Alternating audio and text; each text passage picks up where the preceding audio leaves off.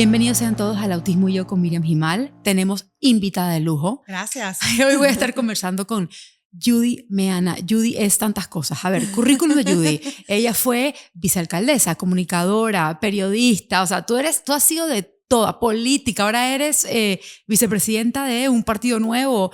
Y además, y lo que más me emociona, tía de Lolo. A Judy el autismo le ha tocado muy cerca a su vida. Nosotros nos conocimos pues en algo que pasó aquí en Panamá que con Raquel, mi hija, donde ella me ayudó a través de Melanie, tu cuñada, que llegó: Melanie, ayuda, necesito. Y lo primero que hiciste tú fue defender a mi hija, hiciste lo que tenías que hacer, velaste por ella. Yo creo en personas así. O sea, tú dijiste, eso está mal, y se acabó, y de verdad que diste la cara, y yo quedé muy impresionada contigo. Y cada vez que te veo, es más, nos vimos el día antes de ayer, nos vimos en lo de Ni Uno Más, la fundación donde mi hija está, de anti-bullying, y nos empezamos a hablar y dije, no, ven al podcast. Gracias. ¿Cómo anda, Judy? Súper. Y bueno, sí, mira, pero has mencionado todo eso, pero la base de todo lo que me he dedicado es la comunicación. Claro, al final es... Siempre ha sido comunicación, comunicación, comunicación. Y eso está perfecto, porque al final es así como uno puede relacionarse o hacer cambios a través de la voz de uno, que es lo que yo le trato de explicar a todos los papás acá. Yo soy una mamá y uso mi voz, porque las personas de repente nos ven como, wow, te ven en un podcast o te ven en la televisión, te ven en... Somos madres, somos mujeres usando nuestra voz. Simplemente que me rehúso a callarme. Eso, te atreviste. Nos atrevimos. Y eso es lo que me gusta. Usen su voz, hablen lo que tengan que hablar, comuniquen lo que tienen que comunicar, porque así es donde uno rompe barreras. Entonces aquí, ustedes no lo saben, pero justo antes estábamos tratando de aterrizar, porque hay tantas cosas que tú y yo pudiéramos conversar. Y me encantó lo que me dijiste. O sea, porque hay tanto que yo quiero saber de por qué las cosas no se hacen, o si sale una ley, por qué no se aplica, o qué puedo hacer yo con mi voz como ciudadana para que algo cambie en Panamá para mi comunidad. Y empezaste a hablar más bien de la familia, el núcleo. Cuéntame un poco de cómo tú ves, llega el autismo a casa. ¿Qué pasa? ¿Qué pasó en tu vida cuando eso llegó a casa, en el núcleo familiar, y cómo eso parece o asimila la sociedad como tal? Sí, bueno, el primer impacto es en el núcleo central, que son los padres y el niño, ¿no? Yo soy madre también, y en algunos momentos me tocó vivir situaciones difíciles con mi primer embarazo, que lo perdí. El segundo, mi hija tuvo un soplo inocente, pero gracias a Dios se le cerró. Entonces, como madre me sensibilizo de que cuando tú tienes ese sueño, ese ideal del bebé de la fotografía, antes hablamos del famoso bebé Gerber, que te lo imaginas, o también mis amigas, algunas que tuvieron bebés prematuros, que tú sabes el impacto ese, que tú tienes un sueño o una ilusión de un bebé y luego llega tu bebé y tiene alguna situación, eso te da tu primer shock, no por ti o por esa ilusión, sino porque empiezas a tener un miedo de qué va a pasar con mi bebé. Entonces, en el caso de Lolo, que yo siempre te estaré también agradecida porque su evolución ha sido favorable, y Melanie lo comparte a través de sus redes sociales. Que Melanie es una madraza. Es una crack. Ella, mis respetos hacia esa madre guerrera. ¿Sabe qué es lo que yo puedo resumir de mi hermano, que es mi adoración? Mi hermano Pepe y mi cuñada, para mí son unos héroes, porque a pesar de todo lo que ellos vivieron, y que muchas de las cosas yo me enteré por el libro que escribió Melanie, es que ellos siempre con nosotros, una sonrisa, ¿sabes? Son tan divertidos. Tú la conoces, tanto ella como Pepe son súper divertidos. Tengo que invitarlos acá. Todavía están viviendo en la playa, porque a veces... Sí, vienen y van. Ok, le voy a decir. Y bueno, y Melanie tiene también otras cosas, que es algo que yo admiro de ti y de ella, que son mujeres que, claro, vivieron su duelo, su proceso, pero ahora te dicen, no puedes vivir desde una posición de víctima. No. Tienes que seguir tu vida, porque al final, como madre, lo que tú le vas a dar a tu hijo o a tu hija es el ejemplo. Tal cual. O sea, los niños influyen mi mamá es fuerte, mi mamá sonríe, mi mamá es alegre. Imagínate una mamá que esté llorando, deprimida, eso va a afectar al Claro, niño. por lo menos perpetuamente, porque al final el proceso de uno es el proceso Claro. y hay que honrarlo, pero llega un momento en el cual yo creo que si mi hija me hubiese visto llorando hasta ahora, pensaría, ¿qué le hice? ¿Qué le pasó? ¿Qué le hice? Se siente culpable. Claro. Exacto. Entonces yo sí veo a tus cuñados de esa manera, son brillantes y me comentabas, o sea, incluso tú tuviste un miedito con un hijo tuyo. Con mi hijo, sí. Él cuando estuvo en la guardería entre los 2 años y los 4 años, mi hijo no hablaba. Mi hijo tenía algunas conductas que en la misma guardería tuve que llevarlo a una neuropsicóloga y sí había una situación, pero nunca lo llevé a un tratamiento o algo porque, claro, yo soy de otra generación. No había tanta información como la que se maneja ahora y nuestros abuelos o nuestros suegros o mi propia madre y mi padre, que de hecho en esa época decían, no, pero si los niños hablan tarde, o no, debe ser que, bueno, está mal criado, o tienes que hablarle duro. O sea, te vienen con esa serie de indicaciones, pero es porque es la tradición o lo que se decían antes. Pero es que es lo que pasaba antes. Ajá. Ves que el autismo ahora está en 1.36. O sea, sí. No es una cosa, o sea, fue evolucionando a hacerse una realidad que hay niños que simplemente no iban a hablar. Y anteriormente, en la época de nuestros abuelos, incluso nuestros padres, era así, o sea, ay, habló tarde, ya está. Y eso se fue viendo poco a poco y cómo fue como empeorando en el mundo, deteriorándose en el mundo. Entonces, la resistencia familiar al principio, a mí también me pasó, no por mal, era por amor. Claro. Miren, ay, pobrecita, dale la pizza. Estás exagerando. Sí. Dale la pizza, dale ¿por qué no puede comer como los demás? ¿Qué tiene que ver? Y tú ahí tratando de echar esa vaina para adelante solo. Y nadie te da esa mano como que, a ver, voy a investigar contigo y voy a echar... O cuéntame, ¿por qué? Cuéntame. Sí, y eso es algo que yo admiraba de mis hermanos, bueno, porque Melanie, mi hermana, era eso, que ellos se mantenían firmes. O sea, hay personas que empiezan un tratamiento o empiezan un plan con gente que sabe o que han hecho estudios y están actualizados, porque mira, yo tenía un segmento en la televisión en los años 90 que se llamaba La Ciencia Avanza. Y yo como periodista me impresionaba que todos los días una cosa salía y luego salía otra investigación y todo iba evolucionando. Te decían, no, que tomar café era malo, después no, que sí era bueno.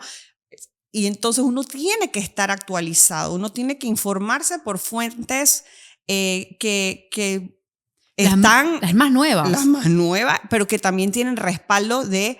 que tú sabes, te sacan, hemos estado dándole seguimiento, que sea a los gemelos, que sea a gente que ya tiene 30 años y los seguimos desde que nacieron, o sea, gente que tiene estadística y tiene data. Claro, a mí me contabas, ¿te recuerdas que me decías en 1998 que entrevistaste a un médico que dijo... Sí, decía que el intestino era un cerebro. Y me llamaron para decirme que cómo era posible que yo tenía este naturista hablando de eso.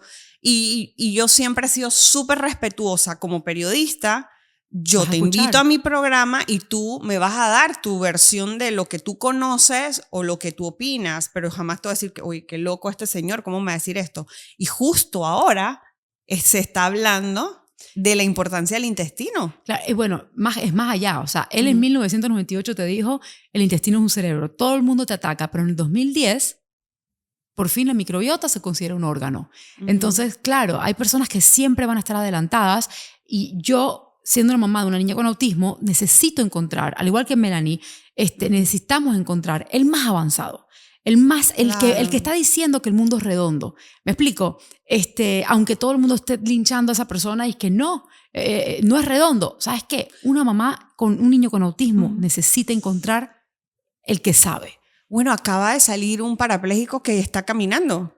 No sé si lo viste. Yo vi, sí, había una tecnología. Sí, una tecnología. Entonces, ¿te imaginas que por un accidente o por una situación no puedes caminar y te digan, no, es que ya tú no vas a caminar más? Y sale que sí hay, cualquier mamá va a hacer lo posible, va a tocar puertas, porque a mí, trabajando dentro de varias administraciones presidenciales, yo he visto mamás que van, tocan la puerta, van a la presidencia, van a donde tengan que ir para decir, mira, averigüé, este tratamiento cuesta tanto, cuánto el Estado me puede dar como ciudadana panameña, o hacen eventos o van a organizaciones, y por eso muchas madres que han pasado la situación solas y que saben lo que cuesta hacen fundaciones por eso. Claro, y tú dijiste algo importante, dijiste como todas estas mamás que tienen como la voluntad más o menos de hacer ese tipo de cosas, pero cuando te crees el pronóstico, ¿verdad?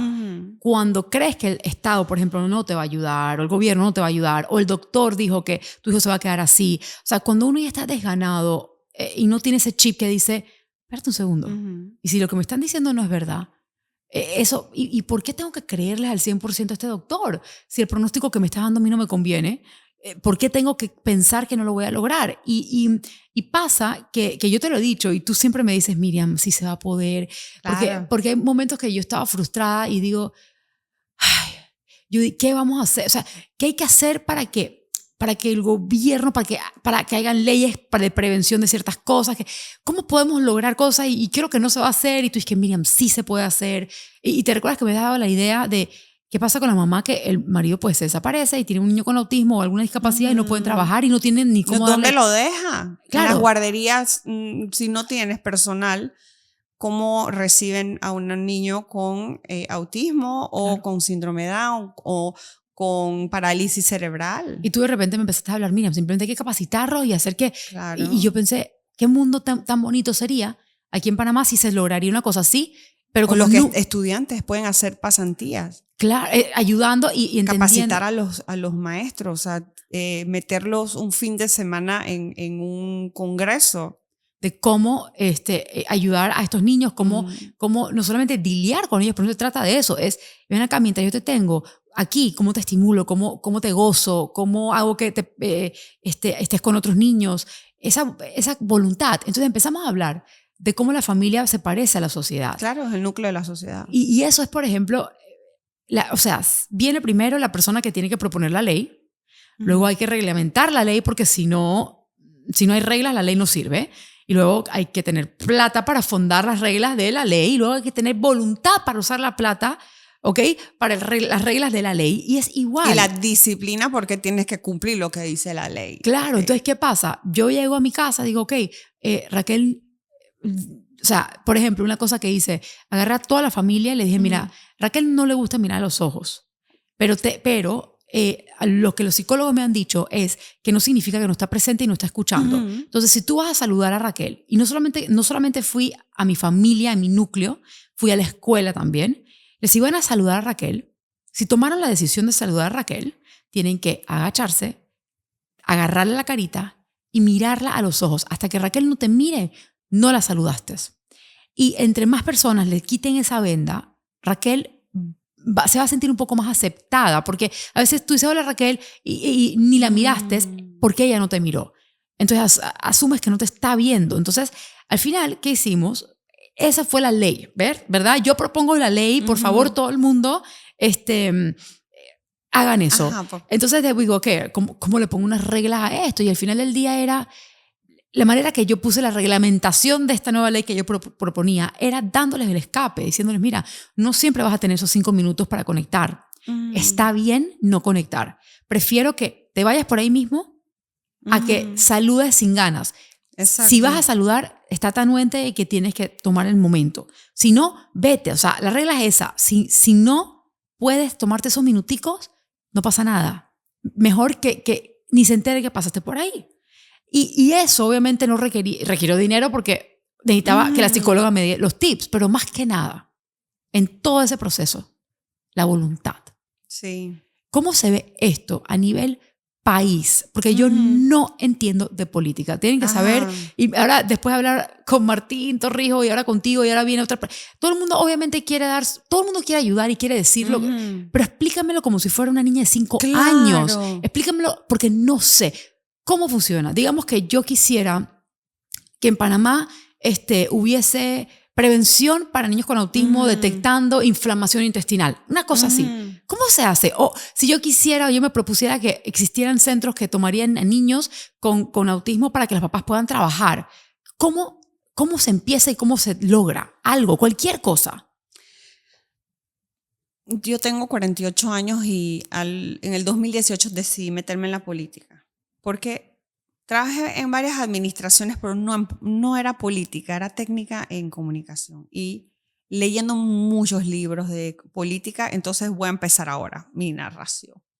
La política es como el amor. Ok. Ajá. Es emociones. Okay. Porque las personas que aspiran a llegar a un cargo van a empezar a decir, yo soy esto, yo hice esto, yo quiero hacer enamorar. lo otro. Okay. Quieren enamorar al ciudadano que es el que va a votar. Claro. Es como cuando te vas a casar. Hay cosas que te enamoran de la pareja que tú, o ya dicen que amor a primera vista, o porque lo conociste y viste, en verdad tenemos los mismos valores, lo veo como el padre de mis hijos, o yo siento que él nunca me va a abandonar, o tú sabes que me encanta, que es súper trabajador, que es bueno con su mamá y su papá, es buen hijo, o bueno, le tocó triunfar solo, no tuvo familia, es divorciado, bueno, es bueno con sus hijos. O sea, tú empiezas a evaluar eso. Y pasa igual con hombres y mujeres, es eso. Tú empiezas a evaluar qué cosas te llaman la atención de esa persona. Pero entonces cuando llega a ocupar una posición que, te lo decía antes del podcast, es que aquí Panamá es un país presidencialista. O sea, el que manda es el presidente. Ciertamente tenemos el órgano judicial, que son las leyes, que es aparte, y el órgano legislativo, que es el que hace las leyes, la asamblea, perdón, es otro órgano. O sea, los tres deberían estar en armónica, fluyendo, pero son separados. O sea, uno no se puede meter en el otro. Por eso se habla de la separación de los poderes. Claro. Entonces, en un país que tienes el que está en el gobierno y el que está en la oposición. Yo llamo al gobierno y a la oposición como si fueran dos papás divorciados. Okay. Los ciudadanos son los hijos. Okay. El gobierno puede ser mamá o papá, y la oposición es la contraparte, pues. Y tú te das cuenta que siempre se andan golpeando, hablando mal uno del otro. Y tú que has ido bastante a psicólogos por diferentes temas, porque lo manejas los temas, siempre te dicen, un papá nunca le va a hablar mal de su progenitor a sus hijos, ¿verdad? ¿No has escuchado eso? No debería. No debería. Pero pasa mucho. Porque hace daño. ¿Tú no crees que al final los niños saben o sienten, por más que tú le digas, wow, tu papá es lo máximo, el niño siente que, bueno, en verdad no es tan wow, ¿sí o no? Claro. Entonces hemos tenido como una sociedad muy tóxica en ese sentido en materia política. ¿Qué pasa? Que en un periodo preelectoral se empiezan a prometer muchas cosas. Mira, yo te voy a resolver los problemas con los niños de diferentes discapacidades. Pero llegas al gobierno y entonces dice, bueno, pero es que, bueno, ya no te puedo cumplir porque en realidad la Caja de Seguro Social está en crisis y entonces la gente con hipertensión no tiene medicamentos y la gente con diabetes también. Entonces, ¿dónde viene la comparación del núcleo familiar con el gobierno? Que lo que hemos estado fallando es en la información. Porque ahí vendría la prevención, todas esas enfermedades porque se causan, porque nos estamos alimentando mal, porque no nos cuidamos. La comunicación. Tú pusiste unas reglas, pero las tuviste que comunicar. Y tuviste que educar a la gente. Y muchos de los problemas que hay en Panamá es porque la gente no sabe a dónde ir, porque la gente no se le da la educación, ya sea a nivel de educación sexual, a nivel de vida, de cómo tú te tienes que comportar con modales en la calle, que si tienes que saludar, que si tienes que tener disciplina, que si tienes que respetar a la autoridad desde tu papá, aunque no sientas que nos enseñaban antes. Valores, estás hablando de los valores ciudadanos, al igual que el núcleo. Entonces, esas son las cosas que si no hay valores en una familia, eso se va a proyectar en una sociedad y eso se va a proyectar en un gobierno, porque el político no es distinto a un ciudadano. Al final todos somos seres humanos. Político es una etiqueta. Yeah. Es una etiqueta que te ponen. Pero hay gente buena y mala. Claro, tienes el poder para cambiar un país. No es lo mismo lo que tú haces a ti te nombran ministra o directora de Senado y no es lo mismo.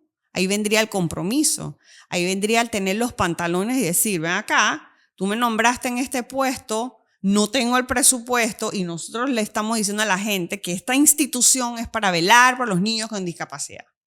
Claro. Hay leyes, pero es muy frustrante. hay reglamentos, pero es que hay que empezar a hablar las cosas. O sea, y hay que empezar a hacer, ¿por qué se hacen los censos? Para que se tomen decisiones, para que tú sepas, ok, ¿cuántas personas hay con hipertensión en Panamá?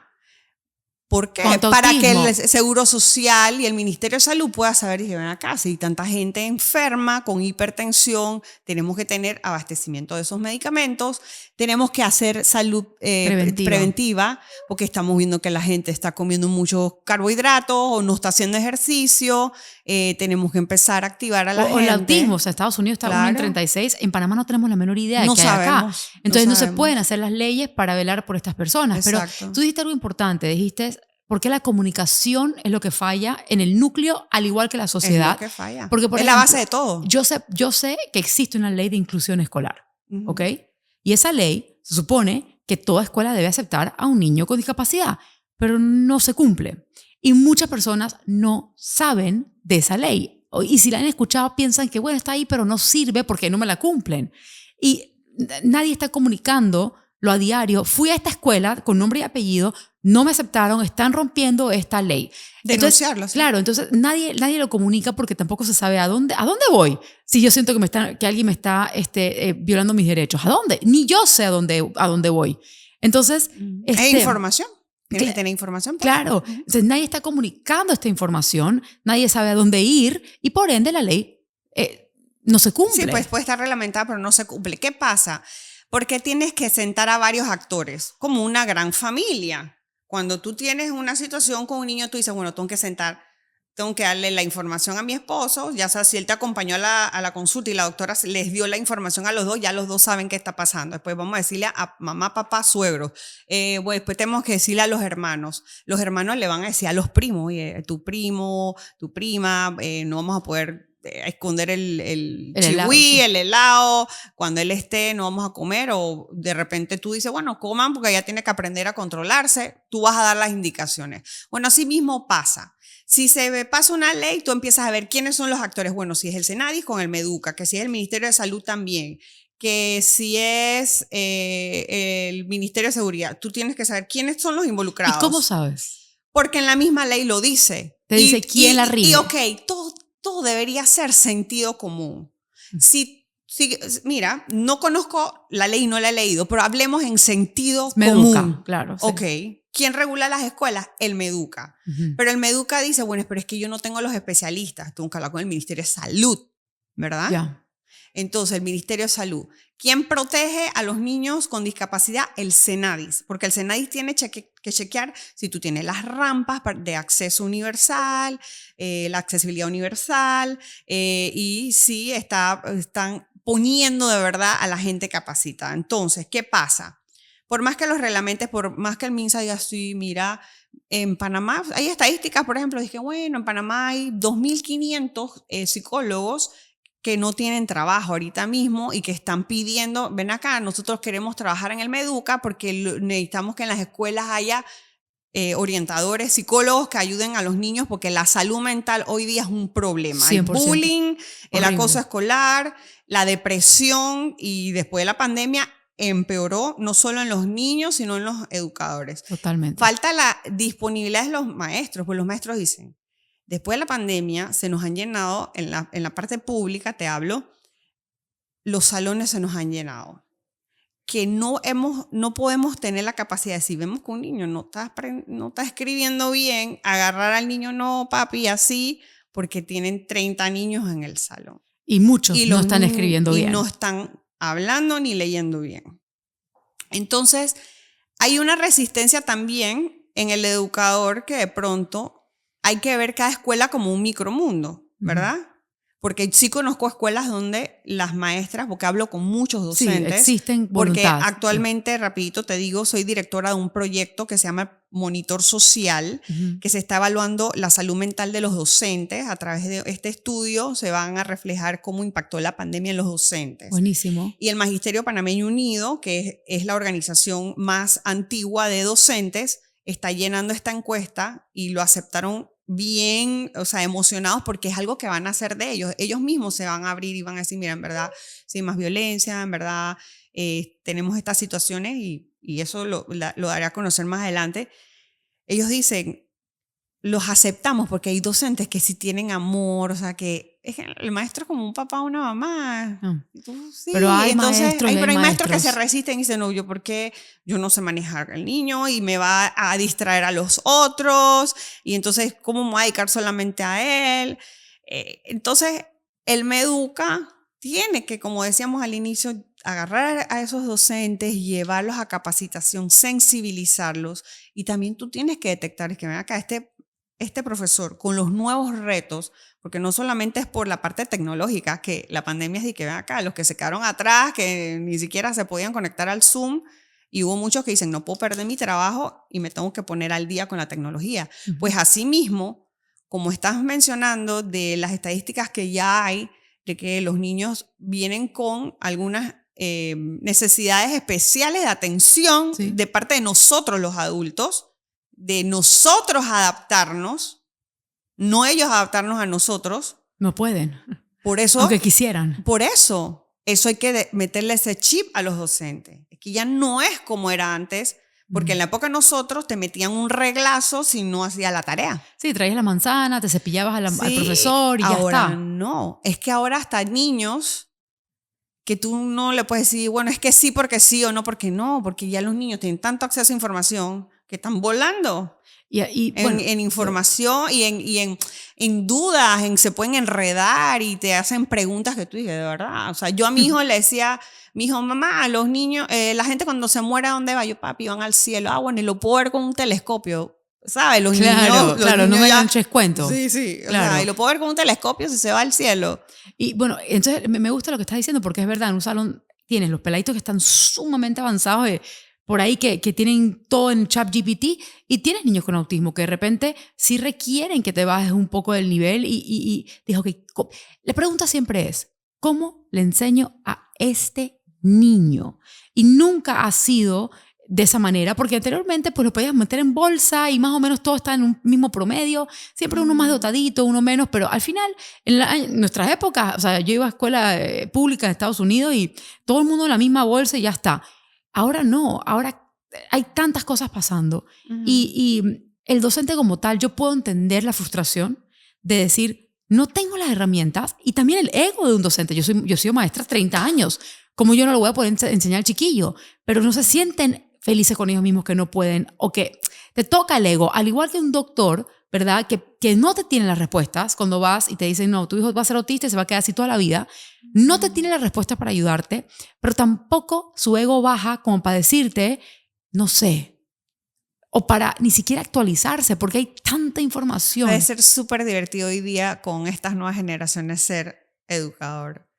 Porque es que antes todo era memoria o te lo tienes que aprender y las fechas y tienes que rellenar.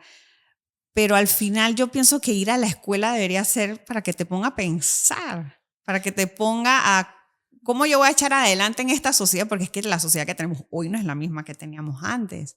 ¿Cómo me voy a cuidar en la vida? O sea, ¿qué me quiero dedicar? De verdad, cómo yo me siento y que sea ser feliz. Por ejemplo, yo a mis hijos nunca les hice sentir ese estrés que se vivía antes, no sé, en tu época. Las notas. De las notas. Pero hoy por hoy lo viven horrible. Porque es una realidad que yo siempre fui una niña de 3 con pico. Digo, a lo mejor pude haber tenido mejores notas, pero tenía 5 en música.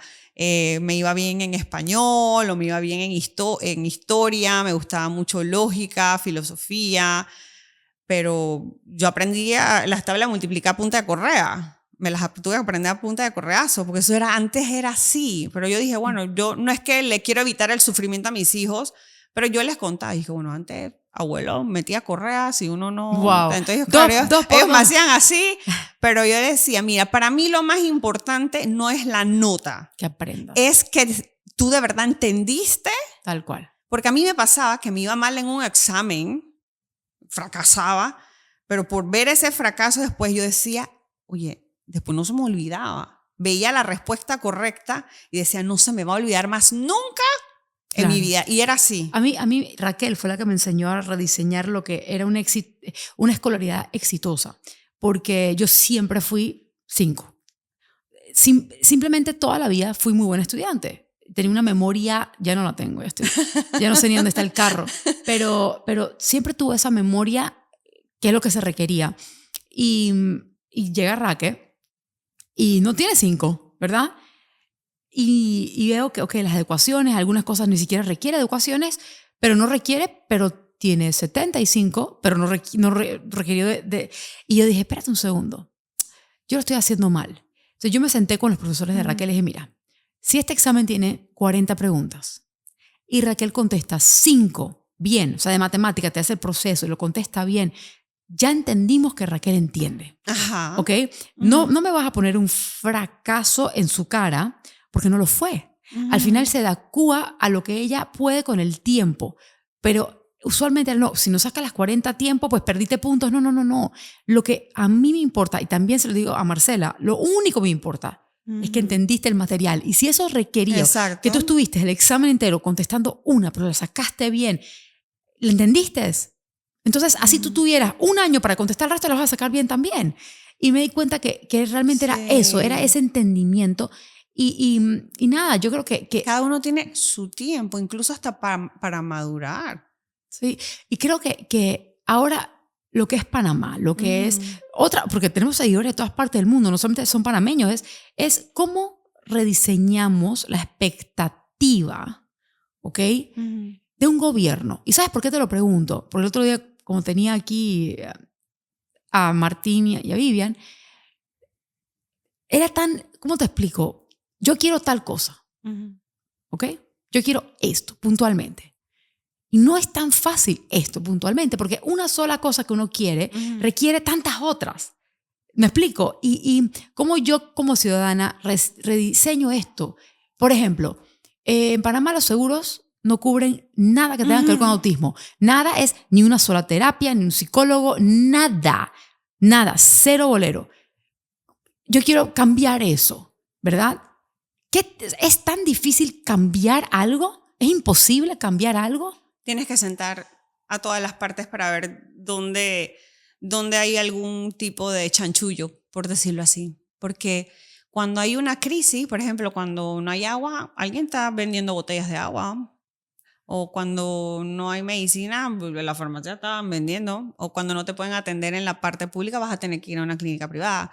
No necesariamente es un chanchullo, pero sí tienes que ver si es que la cosa está dura para destrabarlo o simplemente tú estás mirando para otro lado y te da igual. Mira, el problema en América Latina es igualito.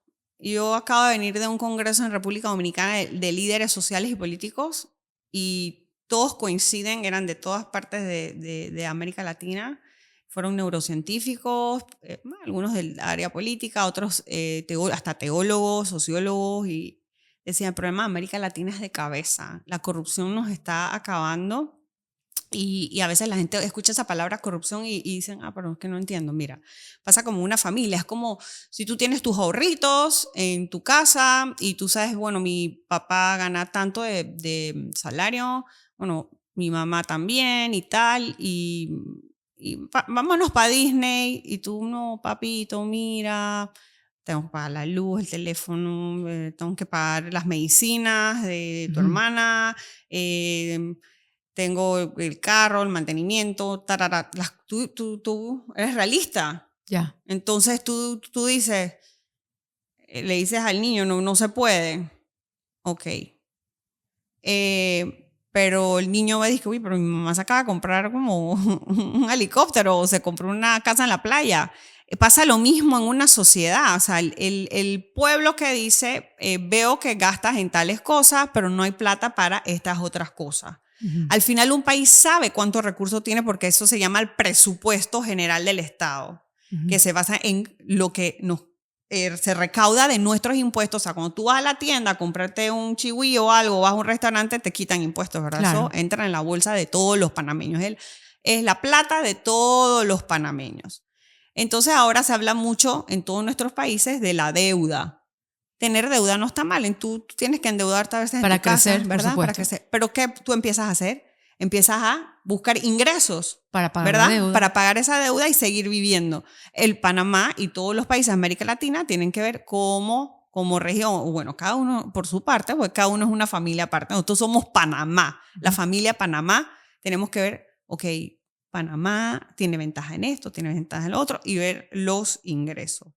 Pero ¿qué pasa entonces? Que lo que se habla mucho es, ok, pero es que hicieron tal obra y de verdad eso no cuesta eso, costó más, los famosos sobrecostos. Pasa igual en tu casa. Tú vas a estar encima del, yo no te pedí ese mueble así, tú me lo cotizaste así. ¿Y cómo me metiste ese material?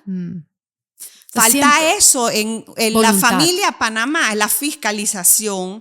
Gente que cuando se siente en un cargo diga, hey, ven acá, tengo que traerme al mejor equipo porque no eres tú solo. Aquí el problema es que aquí, ok, el presidente o presidenta es el que manda, pero tiene un equipo. Tiene que tener un equipo que es el que va a ser la autoridad, porque en una familia si no hay alguien que lleve la autoridad, si tú no hubieses agarrado la autoridad, que la compartes con tu esposo, pero tú sabes que igual incluso en la pareja siempre hay uno que dice, no, yo te voy a hacer caso a ti. ¿Verdad? Sí, uno se divide los roles. Bueno, el presidente es el que manda. Tiene ministro, pero tienes que tener siempre la autoridad porque el poder es para ejercerlo. Tú dices, bueno, si yo soy la que mando en esta familia y vamos a hacer lo que yo, aquí es el plan, este es un plan, ¿verdad? Tu doctora te dijo, tienes que hacer esto, esto y esto. Yo lo ejecuto y tú me tienes que ayudar, papá, familia.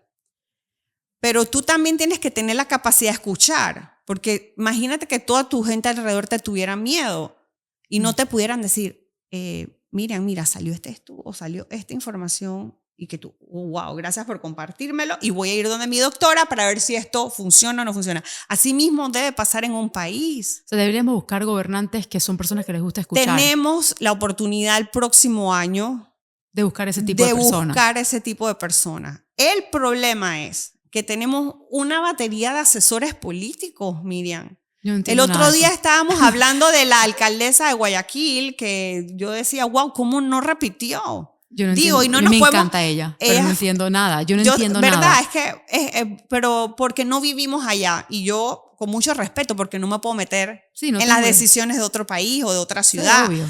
Pero uno dice, pero, ok, ¿qué pasó? Porque yo le estaba dando seguimiento al trabajo de ella, me pareció espectacular. Pero no repitió. No tengo idea. ¿Verdad? O sea, si te miento, si te digo, porque al final del día uno ve la imagen pública. O tú puedes ver a alguien que tiene una imagen pública que tú dices, pero como, ¿qué imagen más negativa? Y ganan. ¿Ves? Claro, es tan, claro, entonces básicamente sí, entonces es como el amor. Tú a tu amiga, una amiga te dice, mira, estoy saliendo con fulano. Y tú dices que no, ¿cómo vas a salir con él? Mira, que dicen que esto, tal. Y tu amiga dice que no importa, yo lo amo y él es súper lindo conmigo. Y tú vas a decir, bueno, amiga, yo estoy aquí para lo que tú necesites y tal. Y le fue mal. Ya.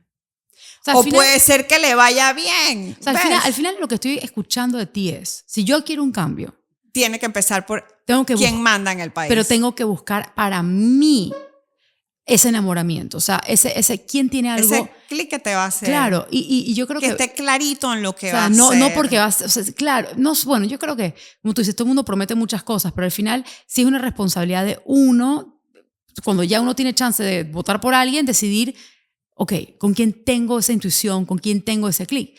Pero, y uno también saber que la vida sigue. El 6 de mayo tú vas a tener que seguir aquí, vas a tener que seguir pagando tu luz, seguir llevando tus empresas hacia adelante. El 6 de mayo, o sea, el 5 es el día de la votación y tu vida va a seguir, ¿verdad? Tú vas a tener que seguir cuidando a Raquel, vas a tener que seguir llevando a tu hija a sus estudios y vas a tener que hacer el desayuno a tu esposo y la vida sigue. O sea, eso está difícil, amiga. Yo quemo hasta un huevo. Eso no va a pasar nunca. Bueno, lo metes en micro. Pero el tema es que tenemos que empezar a tener el control de nuestras propias vidas, a capacitarnos. Cuando tú dices, ¿pero dónde busco la información? Sí, hoy día ya tenemos página web de todas las instituciones y eso, empoderarse uno mismo. Porque yo vi una cosa, o sea, yo lo que yo he visto, a ver, ser presidente, ok, uno puede ser presidente o presidenta, porque yo no sé ni quién se está tirando, pero al final del día tienes que velar por tanto. O sea, eso fue lo que me di cuenta cuando lo entrevisté a él, que era como, tengo todo esto que tengo que velar. Tú me estás pidiendo que yo vele por este grupo, ¿verdad? Pero tiene que ser unilateral. La inclusión no solamente es con las personas con discapacidad. No, yo estoy de acuerdo con eso porque yo tengo una frase que repito. Si falta un panameño o panameña, falta Panamá. Tú como madre no puedes decir, mi hija está enferma, no, pero es que yo tengo que cuidar a todas y entonces no la puedo atender porque si esta no se enferma, entonces no puedo atenderla. No. Si falta un panameño, falta Panamá. Si hay un problema con 1,000 panameños, yo no puedo decir que no voy a atender a esos 1,000 panameños porque tengo que atender a los otros millones. No fue lo que entendí yo. Lo que yo entendí realmente, ¿verdad? Es que falta para todos. O sea, no fue como, Miriam, no, porque no puedo hacer las personas con discapacidad sin hacer esto primero. No, ¿qué es lo que no entiendes? No hay inclusión para nadie. O sea, nadie, todos los grupos están jodidos. Y yo me empecé a apachurrar en la silla porque dije, ¿cómo puede ser? O sea, yo tengo mi propósito, ¿verdad? Y yo creo, a ver, el gobernante, quien sea que vaya a ganar, tiene que velar por todos los panameños. Claro. Por 100%. Hay 100 panameños, tiene que velar por los 100, ¿ok?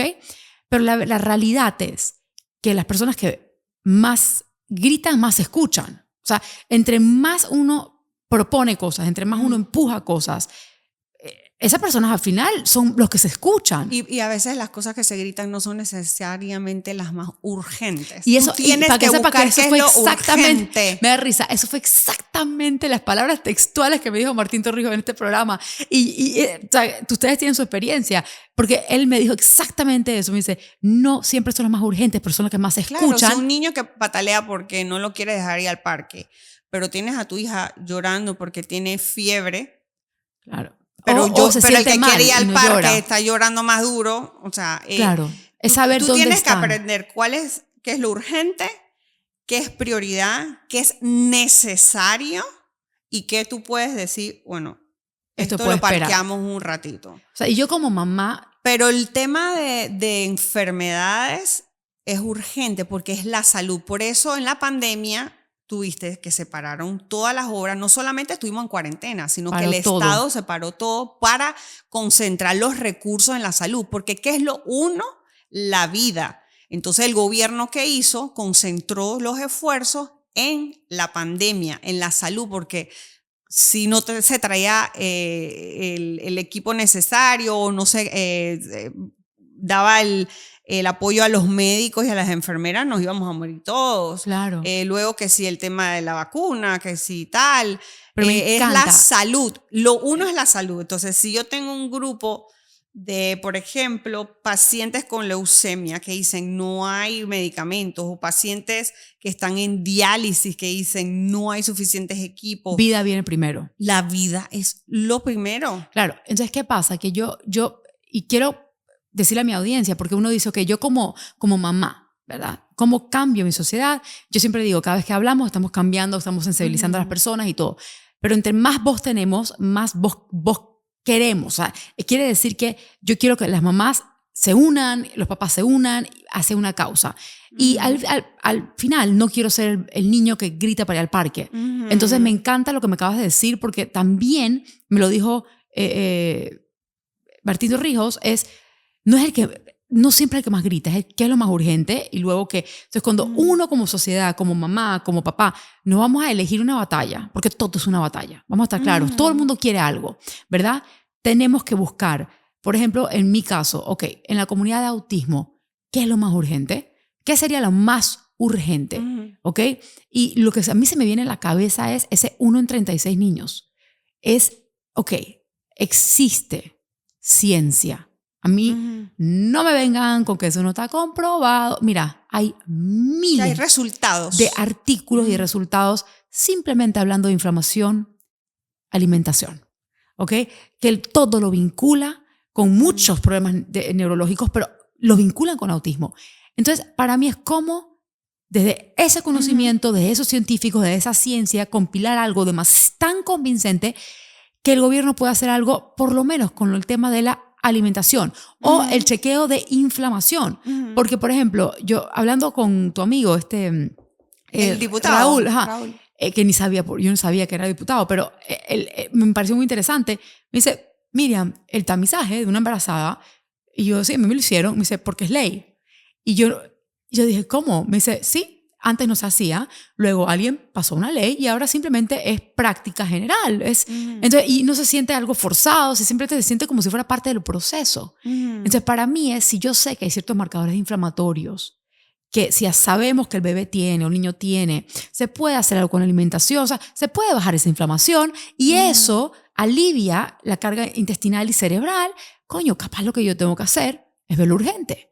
Pero entonces, eso es una cosa. Se necesita, además del liderazgo, poder de convencimiento, porque el gobierno puede tener muy buena intención, pero acuérdate que hay asociaciones de médicos, ponte los pediatras que tendrías que sensibilizar o los obstetras que tendrías que sensibilizar para que toque a esa mamá cuando tú llegas a ese momento que el obstetra te dice, oye, ¿ya tienes tu neonatólogo? Te preguntan, ¿verdad? Tu obstetra te dice. Sí, ¿Quién va a ser tu pediatra? Claro. Ok.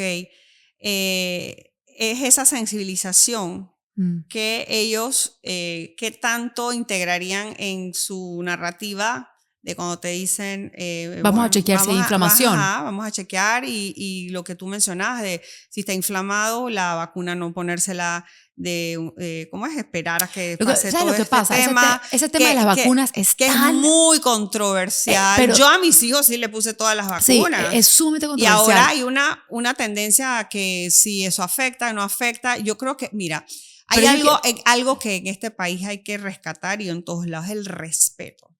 Es el respeto. Yo creo que al final es súper delicado. Uno es responsable de sus hijos hasta que son mayores de edad.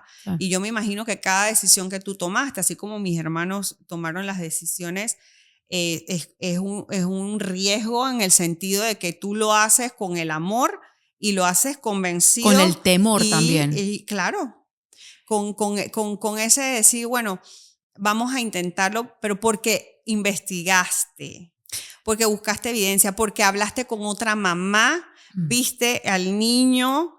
Es como cuando las mujeres nos preguntamos, ¿qué tú hiciste? ¿Por qué tienes ese rostro tan lindo? Porque hice esto como bien, hago esto, hago lo otro, tomo mucha agua. Tal. Yo siempre pregunto, porque quiero saber, porque al final no es lo que tú dices, sino es lo que la gente ve en ti. O sea, el testimonio es lo que habla, es la evidencia es lo que habla. No es que me digas que, ay, mira, tal dermatólogo es buenísimo y tal cirujano es buenísimo. No, yo quiero ver, para ver. O sea, yo lo que creo, y quiero tocar el tema de la vacuna porque la gente jura que yo nunca lo voy a tocar. Ajá. A veces he visto en redes que ella nunca va a hablar de ese tema.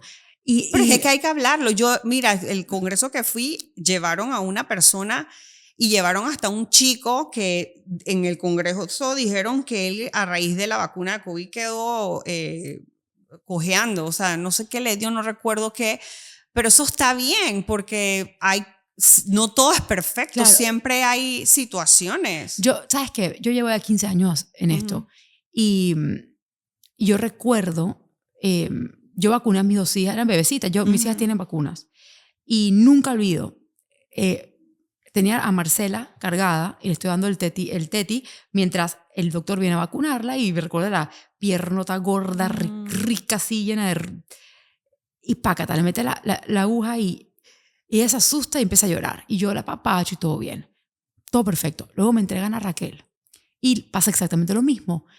Y mi intuición sentí como que se me apachurró el corazón un poquito y no entendía por qué. Pero no habías leído nada de No, nada de nada. cero. O sea, Yo no sabía. no estabas Es predispuesta. que nunca había escuchado la palabra autismo. Ok. Entonces, cero predispuesta, cero. Esto estamos hablando hace 15 años atrás. ¿Qué vas a...? O sea, Tú normal, no, mija. nada.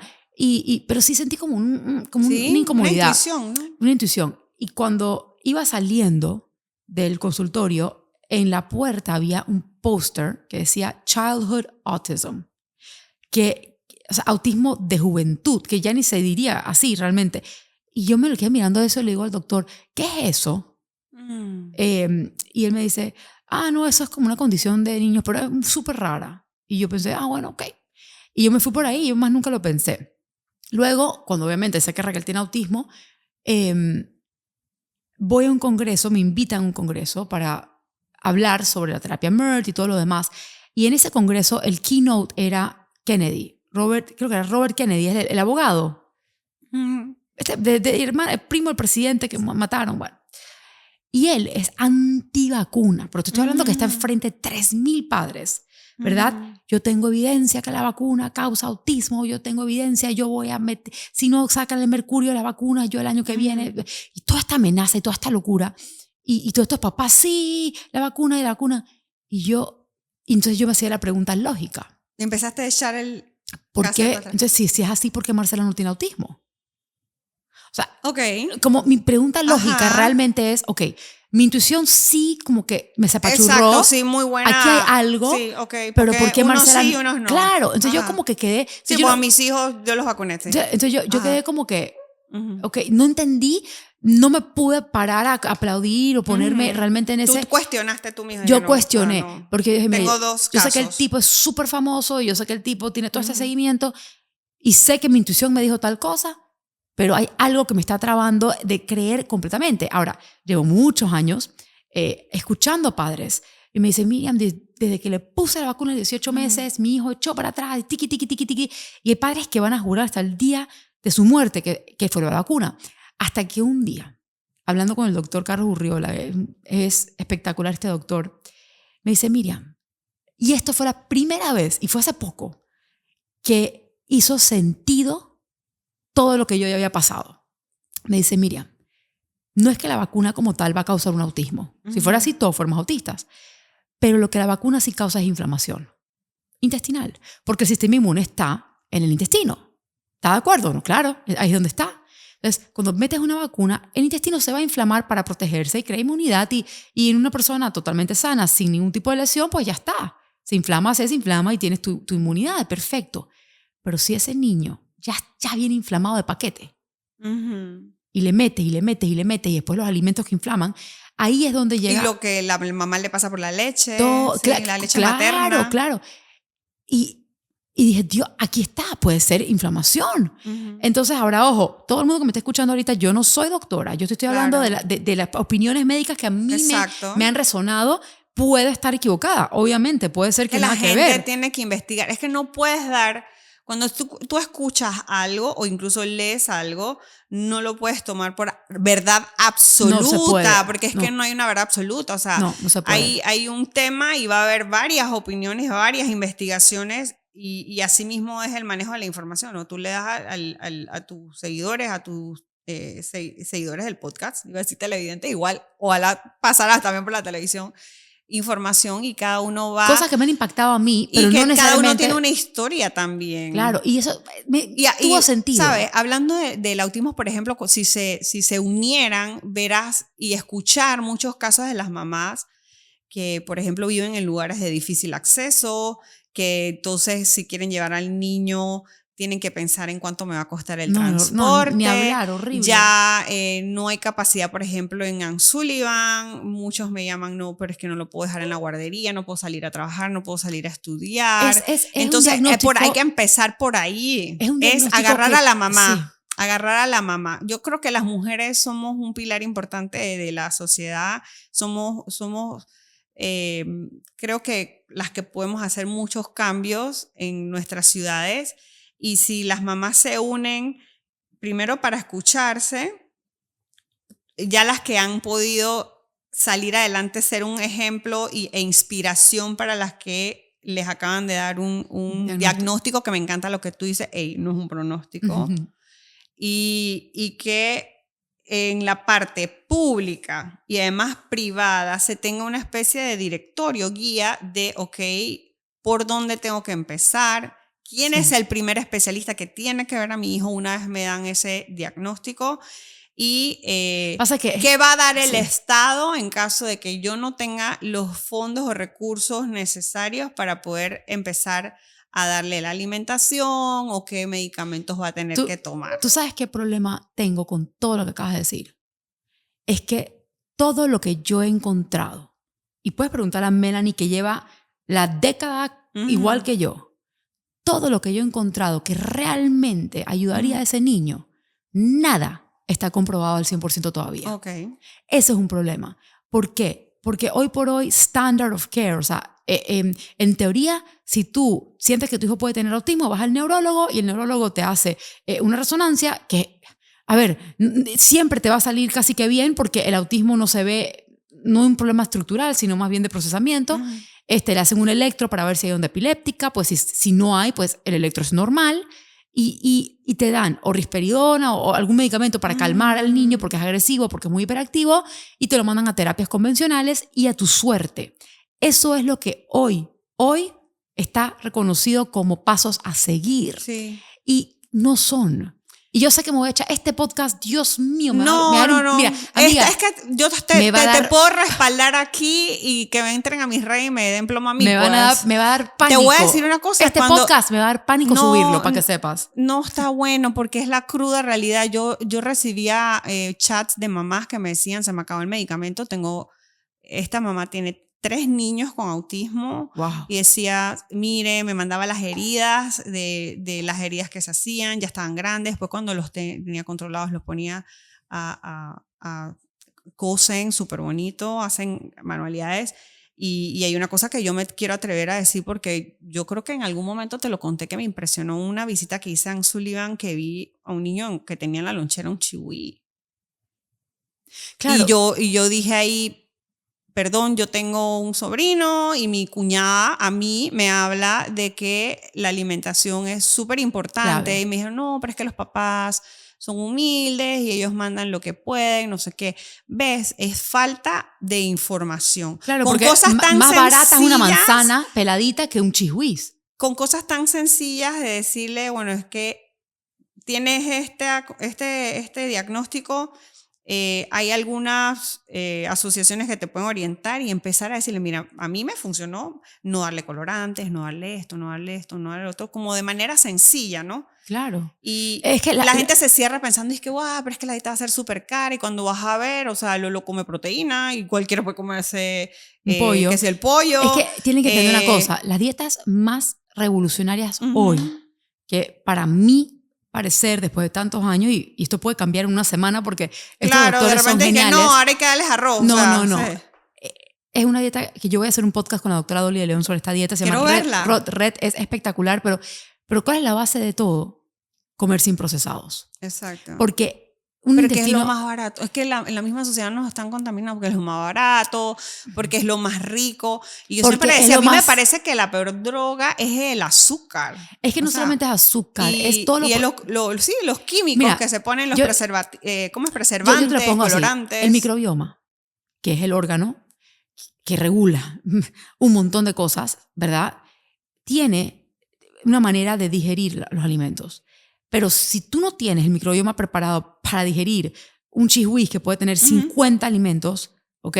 Porque de vaina te digieres una banana, eso es inflamación eterna.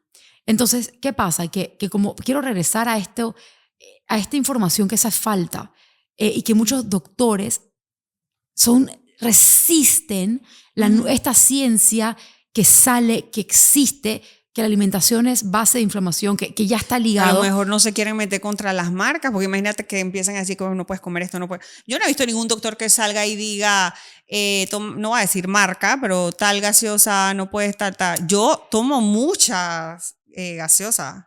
Pero yo sé que eso no es tan bueno, pero yo la tomo. O sea, el ser humano al final va a tomar la decisión. Te pueden decir, fumar es malo, y hay gente que fuma. Perfecto, porque pero tú no le darías a tu hijo, si fuera diabético, ¿le darías gaseosa? No, no. ¿verdad? ¿Por qué? Pero, ¿por qué no se la darías? Porque es la vida sagrada de tu hijo, ¿verdad? Bien, entonces pero aquí el tema. Ajá. Tú te la tomas sabiendo que, bueno, para bien o para mal, yo estoy bien. Pero pero ahí entraría la fuerza de voluntad, ¿no? Porque yo decir, mira, tú sabes que hasta hoy yo sé que eso no es bueno para mis riñones, no es bueno para mi piel, no es bueno para los huesos, ya yo estoy en menopausia, voy a empezar a tomar más agua. Ese momento, o sea, cada uno le llega.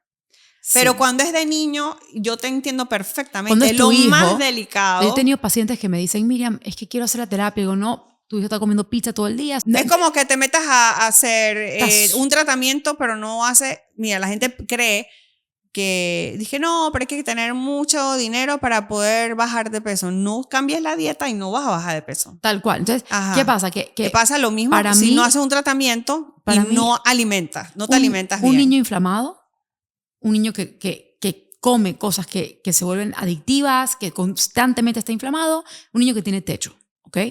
Y yo sé eso al 100%. Y lo has vivido. Y no solamente lo he vivido. Yo recuerda que llevo 15 años y esos 10 años atendiendo familias con niños con autismo, viendo cómo... Y me hablaste que no importa la edad, también has visto cambios. 100%. Y cuando cambian la alimentación a una antiinflamatoria, todo mejora. Entonces, y tantos estudios, yo leo estudios a diario, me mandan estudios, digo, Dios mío, yo los posteo, digo, lean.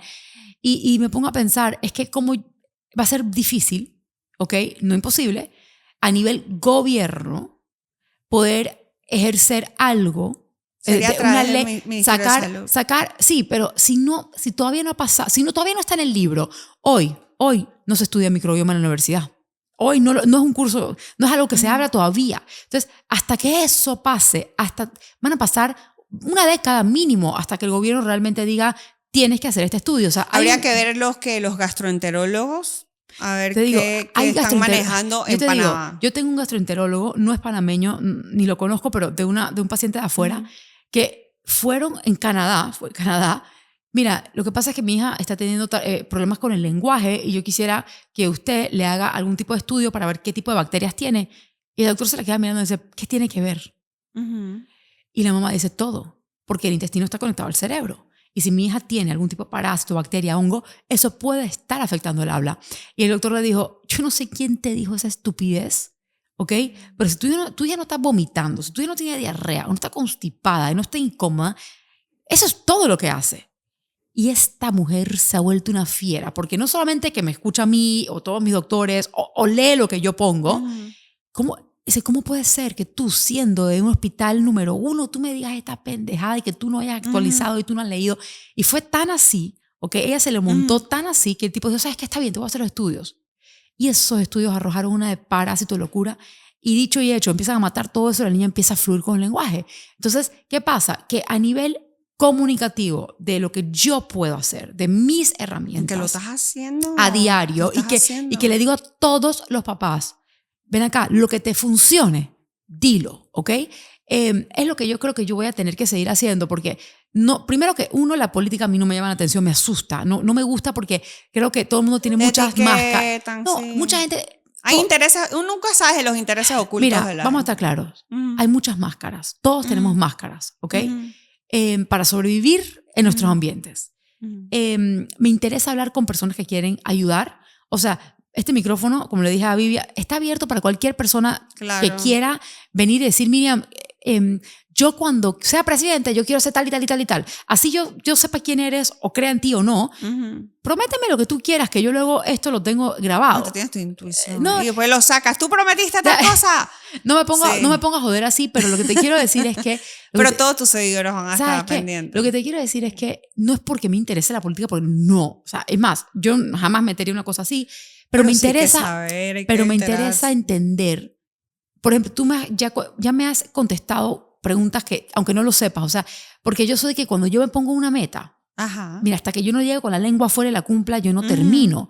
Y estoy viendo que si mi meta realmente es que los niños no se enfermen tanto en el sentido de la barriga, de la cosa, y que tengan un mejor chance a que si ya van a tener autismo, pues que no sea severo, que no sea de lastimarse, que no caigan en eso. Yo te pondré un ejemplo. Y te voy a contar una historia real. Pero para terminar mi pensamiento, es que yo a nivel gobierno no lo voy a lograr por mucho tiempo. Bueno, te voy a poner un ejemplo. Okay. Yo conocí una chica que iba a dar a luz en el Santo Tomás y es venezolana. Y ella me escribe y me dice, me entero que en el Santo Tomás cuando los niños nacen no te lo ponen. O sea, como que tan y se los llevan. Y yo quiero que me lo pongan. Yo dije, bueno, vamos allá y conversamos con el equipo médico, tarará.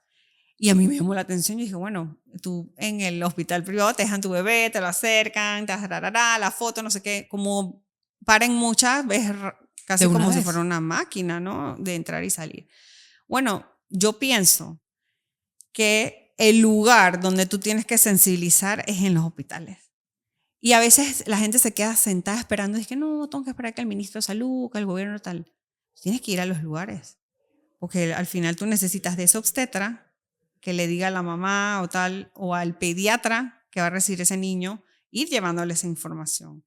Ir haciendo actividades para, oye, ven y escúchame, escucha esto, te voy a traer estos expertos, líderes, pioneros en esto, quiero que escuches a Dolly y ponla que hable y que hablen con ellos y que le hagan preguntas y le cuestionen y mostrarle la data. O sea, hay que hacer esos eventos como en las empresas, que tú haces el B2B, ¿verdad? Tienes que hacer ese B2B de la gente que tú conoces que sabe, a los médicos que vengan y hacer una buena estrategia, no solo de mercadeo, para que se enteren de que eso va a pasar este día a tal hora, que si hay una donación, que si hace un ¿Cómo costo. logras que vengan? O sea, bueno, por eso tienes que invitarlos, tienes que ir allá. Yo creo que estos espacios van a decir, ven acá, ella de qué está hablando. Tú generas esa chispa. O sea, los temas se hacen virales es porque buscas conectores, buscas gente que influye en la opinión pública, que cuando lo escucho, ¿qué está hablando? Del intestino inflamado. ¿Y ella por qué se ve así? Ah, no, porque es que ella está cuidando su alimentación, porque descubrió que el intestino inflamado, pues, o pasa esto y lo otro. Así es que se van viralizando las cosas. Así es que vas creando tendencias y modas. Pues en la medicina pasa igual. Ahora se habla mucho del anti-aging, que es el envejecimiento, no tal. Entonces tú... Voy a hacer un podcast estamos anti-aging. Primero preocupados porque hay niños que las mamás de pronto ni siquiera, a lo mejor ni en el censo dijeron que tienen un niño con autismo porque no lo saben, porque le dijeron, no, porque lo ocultan. Ocultaron, o no es que el niño es como hiperactivo, y no saben, o no, bueno, el papá habló tarde, ok. Las televisoras empezaron a educar en los medios. Las juntas comunales, ese es el mini gobiernito en cada corregimiento, en cada pueblito. Ahí tú tienes que empezar a decir, acá hay que darles esta información, estos panfletitos a las mamás. Oye, si tú ves que tu hijo hace esto, hace lo otro, tarará, dile a tu pediatra, porque a veces la gente va al doctor y no le dicen lo que siente. Oye, doctor, yo veo que mi hijo tal y tarará, pero yo te entiendo a ti que es desde la barriga. Sí, no, preparar pero es que justo mamá. Dijiste, dile a tu pediatra, y lo primero que pensé fue el tratamiento normal. Lo inútil que fue el pediatra. O sea, perdón que lo diga, pero en mi caso me hizo perder más de un año, porque cada vez que yo iba, en vez de que él creyera en lo que yo le estaba diciendo, me lo desmentía.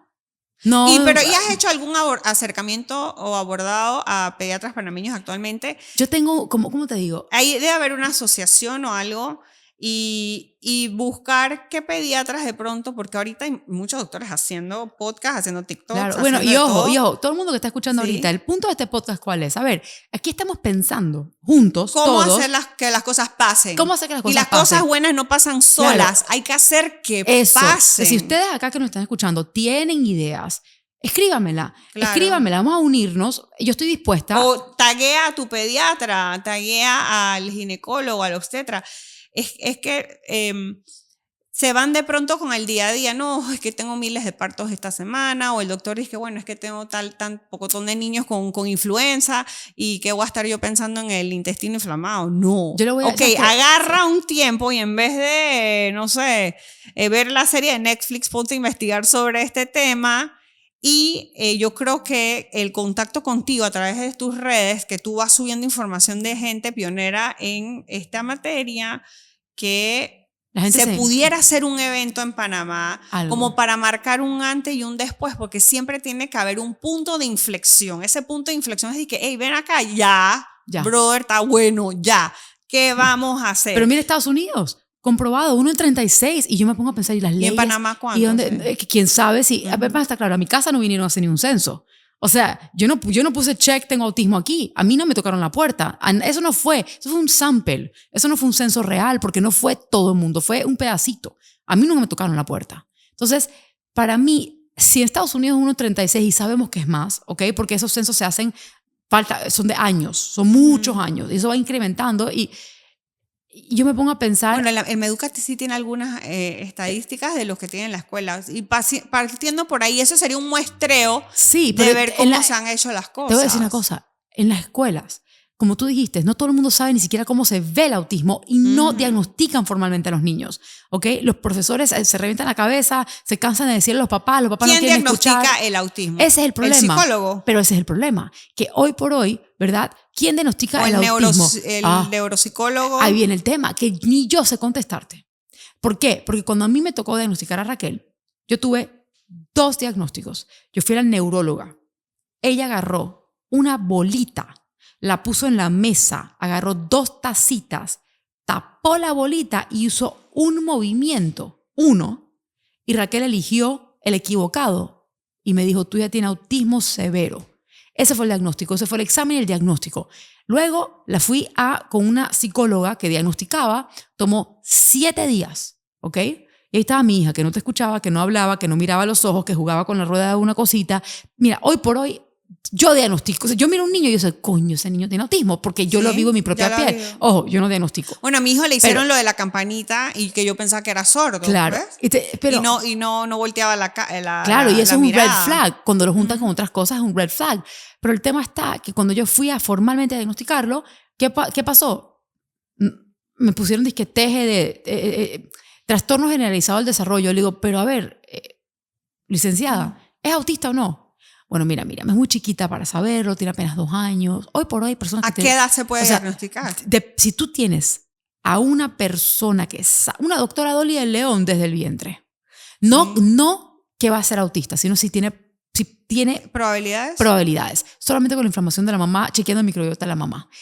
Cuando nace, yo te voy a dar, un ejemplo que yo tengo una sobrinita, está súper bien, gracias a Dios. Ella, los primeros 3 meses de vida, era un sufrimiento, toda la leche le caía mal, vomitaba cada rato, se retorcía el dolor, se hacía como arcoíris, así, cuando ves arqueos. Que comes y te arqueas del dolor y era llanto y llanto y llanto y llanto y la barriga se le inflaba, en 2, 3 días la niña no hacía popó y mi hermana preocupada, para que la lleva corriendo al gastro infantil, de bebé. Y yo escuché este voice note. O sea, si yo no hubiese escuchado el voice note, Judy, yo no lo hubiese creído de la boca, ni de mi propia hermana. Porque cuando fue, la doctora básicamente le dijo que no había nada que hacer, que la niña estaba muy chiquita para darle ningún tipo de medicamento y que básicamente iba a tener que aguantarse esa vaina. Y mi hermana no le gustó la respuesta y siguió insistiéndole 1 día, 2 días por WhatsApp, hasta que esta tipa se ha cabreado. Mira, señora, yo sé que por alguna razón usted no es madre primeriza, pero está actuando como madre primeriza. Aquí la doctora soy yo. Aquí la que le dice a usted lo que va a pasar soy yo. Y no hay nada que hacer hasta los 6 meses. Su hija, si va a tener que sufrir ese llanto y ese arqueo y ese vómito, va a tener que sufrirlo porque no le puedo medicar. Listo, la doctora soy yo. ¿Pero por qué? ¿Tú quieres saber por qué? ¿Por qué le está pasando esto? Allá la vida, ni estudios ni nada, ¿cómo puede ser? Inaceptable. Y ese mismo día yo veía que mi suegra y yo veía que mi cuñada, que ya tienen ojo crítico porque digamos que convivieron con Raquel mucho, están viendo a la bebé y yo estoy viendo a la bebé y esa bebé se está fijamente mirando las luces. Como si estuviera drogada en las luces. Y yo, qué cosa tan rara. Después la vuelvo a ver y me dice mi hermana, mira esto. Y la niña de vuelta con la mirada perdida. No sonríe, no está evolucionando. Y yo no te puedo creer. ¿A qué tú crees que eso se parecía? Y yo dije, esto es igual a Raquel. Llamo en ese momento al doctor Nicolás Loyácono. Él es un pediatra experto en autismo en Argentina, que él tiene un protocolo de prevención de 0 a 2 años. Yo lo he escuchado, sí. Y Digo, doctor, ¿qué carajo hago? Me dice, alimentación y Nexium. Digo, ¿cómo así? Me dice, la bebé está sufriendo de gastritis, algo pasa, tiene inflamación, está tomando pecho. Le dije, mitad y mitad. Me dice, mira, Miriam, leche hidrolizada, no le puedes dar nada con caseína y que la mamá me coma libre de gluten, libre de leche, todo, nada procesado, lo más natural posible. Mira, dicho y también le mandó unas gotitas, o sea, un polvito de Nexium, la alivió de una vez, la bebé empezó a dormir. Mi hermana empezó a dar, se esforzó para dar más pecho para no tener que darle procesado, Fórmula, sí. ¿ok? Dejó de comer todas esas cosas y al mes ya la bebé estaba kiki con una sonrisita, dejó de llorar, dejó de quedarse ahí mirando las luces, ¿ok? Es más inteligente que yo, tú y todo el mundo en esta mesa. Y no es por inteligencia, sino chispa, presente. Y yo sabía hacia dónde esa niña iba. Entonces, te quiero decir es que uno... ¿Cómo saber las red flags? Claro, las señales de alerta. Bueno, es más, ahorita tú me diste una buena idea. Yo voy a invitar al doctor Carlos Urriola porque él fue el primero que me dio la primera alerta de esa niña, de mi sobrina. ¿Y sabes cuál fue? Él me llamó, me dijo, mira, Miriam, cuando tu hermana dio a luz, él fue su ginecólogo, me di cuenta que el cordón umbilical de la bebé estaba muy delgado, pero totalmente delgado. Y quiero que estés bien pilas con la gorda. ¿Por qué? Porque en el cordón umbilical es donde están las células madre, mesenquimales, que son las que desinflaman. O esa bebé estaba inflamada y requirió de esas células, o la mamá estaba inflamada y requería de las células. No tengo la menor idea de cuál de los dos fue. Interesantísimo. Pero este cordón estaba tan delgado que esta bebé hay que mirarla. Bueno, él tiene que compartir más eso. Y me imagino que él va viendo, oye, mira, cordón delgadito, cordón delgadito, y bueno, este cordón está bien. Algo. Y él va viendo las estadísticas. ¿Y mamá, qué comiste? No, yo como tal. Y bueno, ok. Totalmente. ¿Tendrá alguna relación esto con esto? Me encanta. Yo lo voy a invitar. Tienen que hacer eso. Tienen que... Eso, un doctor a la vez. Todo es comunicación, Miriam. Totalmente. Los doctores tienen que compartirse entre ellos comunicación. Pero ¿qué pasa ahora en las redes? Que lo tóxico es lo que vende, o que dime lo que te diré, y que hasta para los mismos científicos que le presten atención a un estudio de ellos les cuesta. Sí, les cuesta. ¿Cómo les cuesta es que difícil. La gente les llame la atención? Porque si hay intereses, que si las farmacéuticas no quieren que te enteres. ¿Sabes o sea, una lucha muy fuerte. Más que nada creo, porque hoy por hoy la farmacéutica no se está haciendo millonaria a punta de autismo, créeme. Creo que es el ego. Creo que es, estudié 10 años, ejercí 20, no me vas a venir a cambiar el juego, niña. Pero es que hay un órgano nuevo. Entonces, cuando hay un órgano nuevo... Bueno, en el congreso que fui, que era de liderazgo social y político, hablaban del cerebro del intestino, incluso para el tema político. ¿Sabe qué pasa? Que uno piensa, yo soy del pensar, ¿verdad? Nos educan a que el doctor cura. Sí. El doctor sana, el doctor cura. Claro. Pero el doctor es un ser humano que fue a la escuela, ¿ok? Y luego ejerció, y la experiencia... Lo va curtiendo. Pero si ese doctor en particular que te tocó no tiene la experiencia del soplo específico del corazón de tu hija, capaz hubieses pasado no sé cuántos estudios, no te hubieses enterado, al igual que un niño con autismo, que si ese doctor en particular no tiene las herramientas y lo que te da es el estándar, que es beta terapias y toma risperidona, pero entonces el niño va a terapia y está mordiéndose todo el día o atacando a la persona, no lo acepta ni la terapia. Bueno, hay que hacer urgente un convivio, pediatras, nutricionistas, gastroenterólogos, psicólogos, neurocientíficos y neuropsicólogos. Me arrebato, me encantaría. Eso sería buenísimo, sí, para mostrar lo que hay. Muestren lo que hay y que puedan... ¿qué pasa? Hay que bajar el ego, Miriam.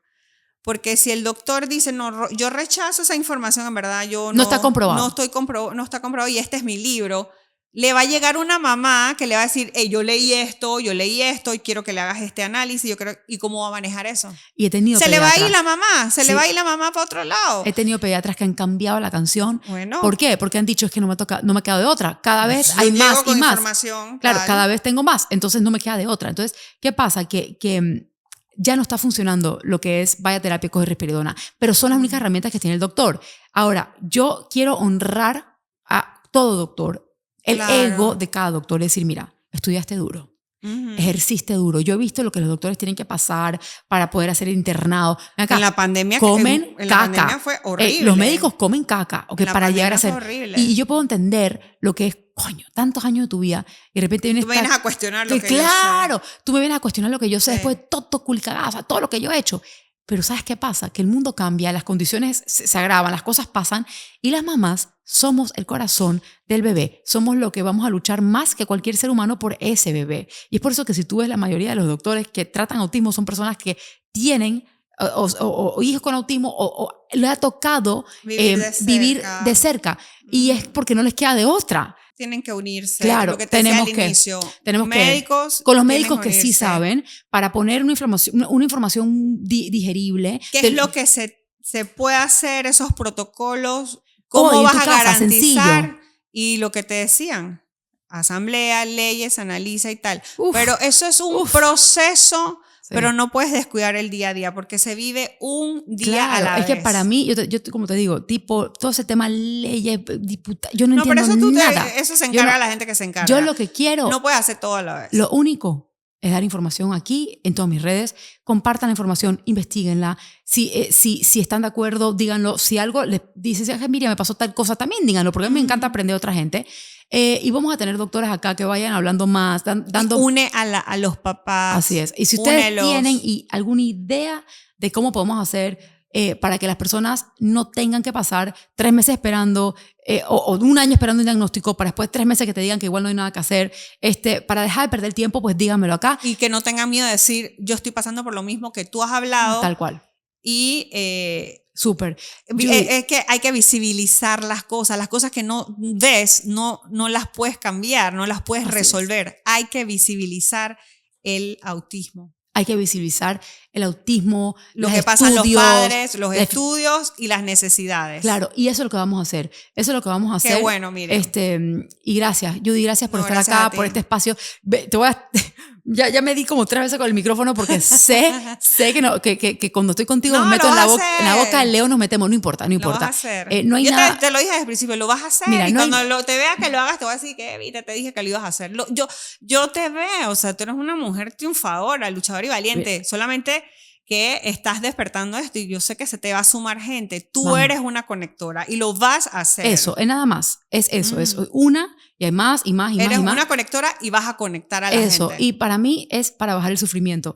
Que el niño no sufra, que el papá no sufra, que el doctor se eduque y pueda hacerlo él mismo rápidamente como este pediatra hizo con mi sobrina. Panamá ven acá, feliz, tal cosa y tal cosa y ya Panamá estuvo. Saludable y un Panamá feliz. Eso, así que bueno. Nada, qué bueno, muchas gracias. Gracias por venir, bienvenida siempre, gracias a todos. Super. Recuerden que siempre el lema de este programa va a ser que un diagnóstico no es un pronóstico, pero para lograr romper ese techo que es de cristal, necesitamos informarnos y necesitamos compartir la información. Si has hecho algo que te ha servido, compártelo acá, que otra mamá diga, wow, voy a probar o voy a investigar, vamos a abrirnos como comunidad, vamos a compartir y vamos a unirnos. Y solamente así, luego vamos a poder pues exigirle a un gobernante que quiero esto porque ya yo sé que así se puede, pero antes no se va a poder pedir lo que uno tanto merece. Así que vamos nosotros a darnos lo que nosotros merecemos para que nuestros hijos estén bien y poco a poco vamos a ir cambiando el mundo. Así que nada, qué bueno, gracias, saludos. Super.